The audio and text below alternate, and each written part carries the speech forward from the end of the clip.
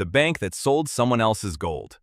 Let's be honest, in every financial system, you'll find rules so rigid they'd make a robot blush. And sometimes, those rules let countries walk away with other people's money, completely legally. First up, the case of the Bank of England and some very misplaced Czechoslovak gold.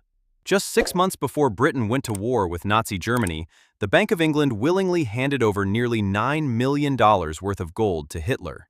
And here's the kicker. It belonged to Czechoslovakia. When Nazi soldiers marched into Prague in March 1939, Czech bank directors were ordered, under threat of death, to sign transfer requests. The first request worked. The Bank for International Settlements, a Swiss-based bank for central banks, processed the transfer of 23.1 tons of gold from Czechoslovakia's account to the Reichsbank's account, all perfectly legal. The Bank of England's governor insisted on following procedures, even as his country prepared for war. Winston Churchill was furious, demanding to know how the government could ask citizens to enlist while being so butterfingered that £6 million worth of gold can be transferred to the Nazi government. Nobody fired a shot. The gold just moved. Legal? Technically. Outrageous? Absolutely. The Independence Bill. Imagine winning your freedom, then being forced to pay for it. That's exactly what happened to Haiti. In 1804, Haiti became the first black republic after a successful slave revolution against France. But France wasn't done. In 1825, French warships surrounded the island, and Paris demanded 150 million gold francs, later reduced to 90 million, as compensation for French slave owners who had lost their property. Essentially, Haiti had to pay its former colonizers for the crime of freeing itself. The debt was so enormous it crippled the country for generations. Haiti kept paying through French and American banks until 1947. In today's money, that's about £21 billion. A country forced to borrow from the very banks that helped its oppressors, just to stay independent. Legal? France said so. Just? Not even close. The debt that became a pirate ship. Here's a fun one. A debt repayment that turned into a multi-million-dollar heist, with banks looking the other way. In the early 1990s, Angola owed Russia about $5 billion from Soviet-era support during its civil war. Russia eventually agreed to accept just $1.5 billion. But instead of a straightforward payment, Angola hired a middleman, a shell company called Abalone Investments, registered on the Isle of Man with no assets and no history. Between 1997 and 2000, Angola transferred $774 million to Abalone's accounts at the Swiss bank UBS.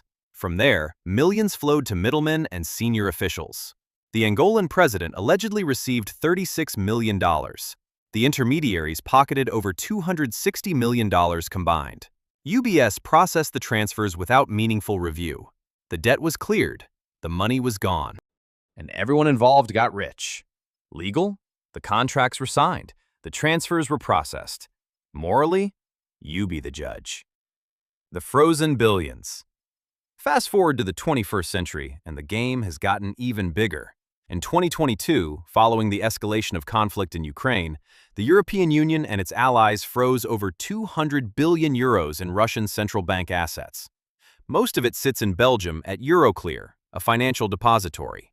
The EU later decided to use the interest generated by these frozen assets to support Ukraine. Russia called it theft. The EU called it a legal countermeasure. And here's the twist. The assets weren't confiscated outright, just frozen. The interest, however, that was fair game. This is the new frontier of legal money moving. You don't take the principal, you just take what it earns.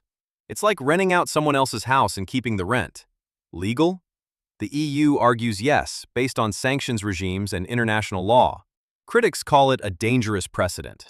Either way, billions are changing hands without a single bullet. The oil that changed hands. Sometimes countries just take what's theirs, or at least what they decide is theirs. In 1938, Mexican President Lázaro Cárdenas nationalized the country's oil industry, expropriating properties of 17 American and British companies. The foreign firms had dominated Mexican oil for decades, and Cárdenas argued the subsoil resources belonged to the Mexican people. The government offered compensation based on the company's own book value, which was conveniently low. The US and Britain were furious. But after years of negotiations, Mexico agreed to pay roughly $29 million to settle the claims. The companies had invested $450 million. They got pennies on the dollar. Legal? Mexico pointed to its constitution. The companies pointed to international law. In the end, the oil stayed in Mexico, and the foreign firms got a fraction of what they wanted. A textbook case of sovereign power overriding private property. The slave owners' bailout. And finally, the most ironic twist of all. When the British government abolished slavery in 1833, it didn't pay the enslaved people. It paid the slave owners. The British government set aside £20 million, about 40% of its entire annual budget, to compensate nearly 3,000 slave-owning families for their loss of property. In today's money, that's over £100 billion. The enslaved people got nothing. The taxpayers footed the bill, and the debt was so massive that British citizens were still paying it off until 2015. Think about that. The government borrowed money to pay people who had owned other human beings, and it did it legally through an act of parliament. The enslaved were freed, yes, but the compensation went to the oppressors. Legal? Absolutely. Just? History has its own verdict. So there you have it. 6 times countries moved other people's money, legally. From gold bullion in wartime London to frozen billions in Brussels, from independence debts to slave owner bailouts. The law doesn't always mean fair, and sometimes the most legal thing in the world is also the most outrageous. If you enjoyed this deep dive into financial history, hit that like button and subscribe. Thanks for watching.